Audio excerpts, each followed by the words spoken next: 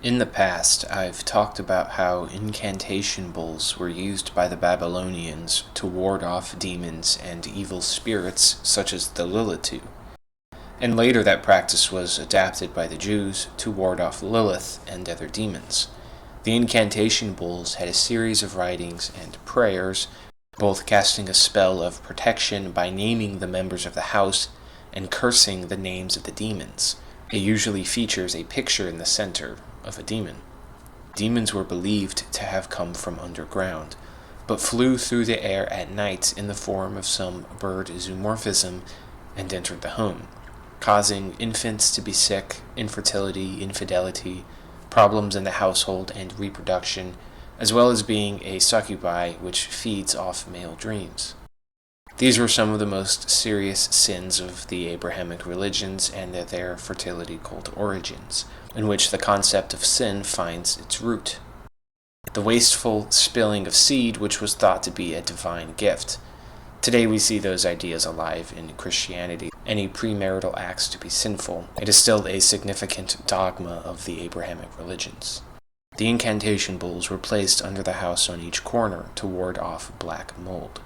You can say that these night creatures were a personification of various related themes, those of family and fertility, and the effects of black mold.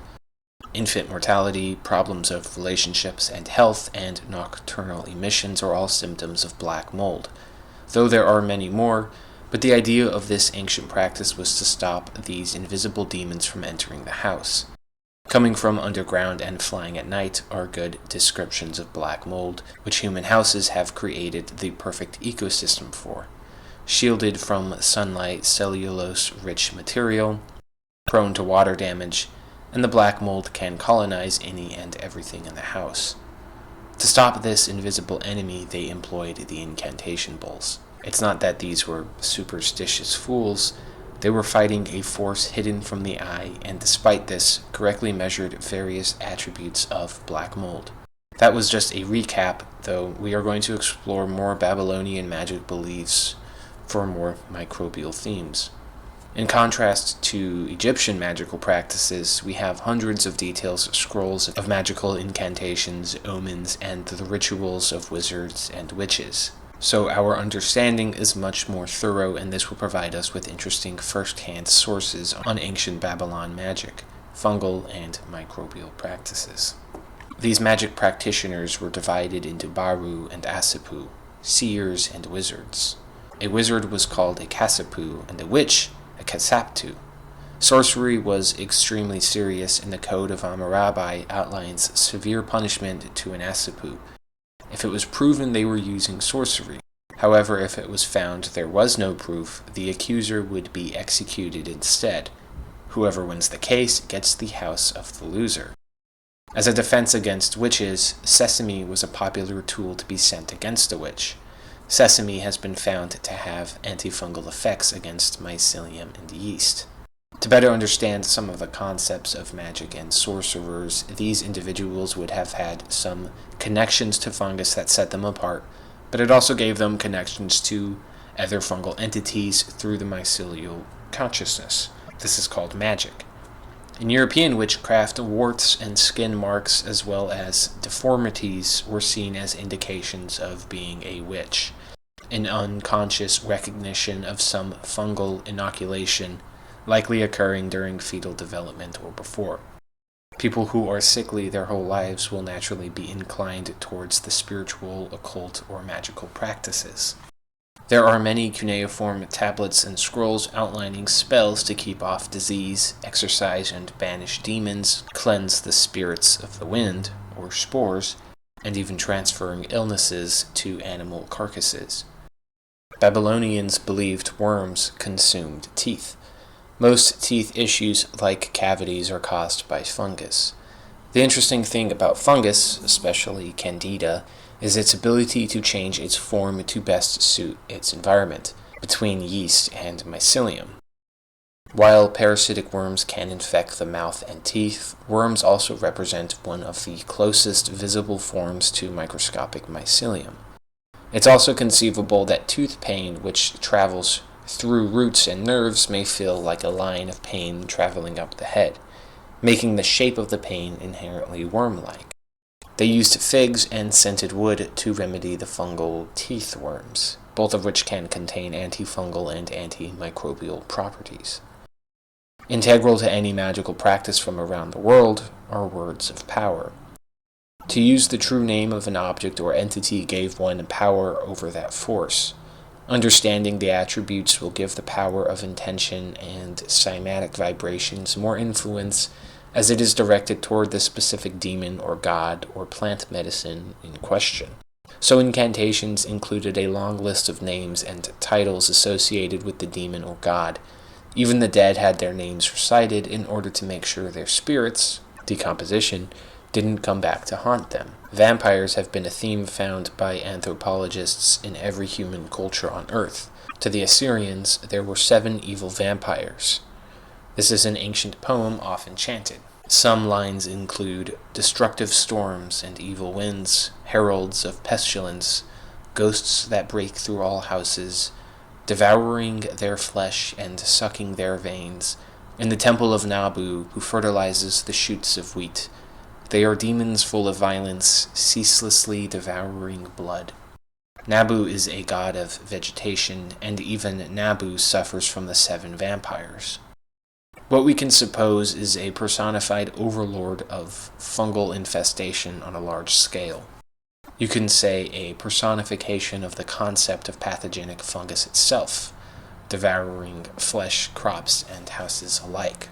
Healing water ceremonies played a significant role in Babylonian magic. One such ceremony goes like this. Water from a pool no hand has touched is mixed with tamarisk, the unknown plant mastical, ginger, alkali, and wine. A shiny ring is placed in and the mixture poured on the head of the patient. We can assume the ring is likely copper, silver, or gold, as that was the common material for Babylonian jewelry, all of which contain strong antimicrobial properties. Then the patient is anointed with the root of saffron pounded with salt and fat from the matku bird. We can clearly see the detoxing properties of all the plants used, including the clean water which could contain bacteriophages. And this is the source of most cases of miracle springs, I believe. Mastical is the plant from heaven and was likely some strong medicinal plant, possibly even a mushroom of some sort. Birds are often used in reference for diseases, likely because they can fly in the wind, where the spirits, or spores, travel as well. Birds as a symbol for disease are found everywhere, including Lilith, which translates to screech owl. This anointing ceremony contains highly antimicrobial properties, thus allowing it to purge evil spirits. Present in the Babylon magical practices are also magic circles, likely inspiring the medieval magic circles of salt. Salt, of course, was used to preserve food before refrigeration, as it stops the growth of mold by creating an overly alkaline environment. We can see how the magic circle is thought to keep out mold from that understanding. The Babylonian magical circle involved the drawing of evil spirits, plants like saffron and palm, and usually performed at certain times of the night or during a storm. In general, the night and storms and heavy winds were especially full of evil spirits. This is an understanding that fungal spores spread the most during the night and full moon, as well as in storms and heavy winds, which carry them across the land. Taboos were important to Babylonians and were mainly associated with cleanliness. Violating these taboos would make you a pariah and see you ostracized. These include consuming meat, especially pig, when it is too hot, or eating the food prepared by someone thought to be unclean themselves, drinking from unclean cups, even looking at the dead. If someone were to become taboo, even speaking to them or having relations was forbidden. This is described mainly as some form of sympathetic magic, of just being near evil or uncleanliness will make it transfer to someone else. However, considering the nature of microbes and the spreading of pathogens, such as with food left too hot or cups left unclean, would be an easy way to spread mold to the body, thus making the person unclean. It was a pathogenic protocol against the idea of evil, or microbes that attack the body. Personal objects like hair and nails and clothing were to be buried in case a sorcerer got a hold of them. This belief is most commonly associated with voodoo, though it is found almost everywhere. To possess a piece of someone is to possess something which connects to their microbiome, and thus the connectivity of microbes can be used as influence against the person or for healing depending on the intention. Dust from temples contained positive special attributes, just as dust from graveyards contained powerful negative magical attributes. The surrounding energy and intention of certain places and how they are used affects the health of the mold as it reacts to the intention. I will make a follow-up video for the liver reading augury, which again we have highly detailed manuscripts on. It gets very interesting and needs its own explanation. But all this is to say nothing of the gods themselves, nor other folk monsters and creatures. Each culture has their own unique yet related and similar microbial practices, and I plan to cover as many as I can. These were developed and devised over hundreds of years, sometimes thousands. All we have is fragments of belief and rituals, the context of which we miss if we don't consider the possibility that their superstitions were founded on the knowledge of these invisible forces of nature, the microscopic.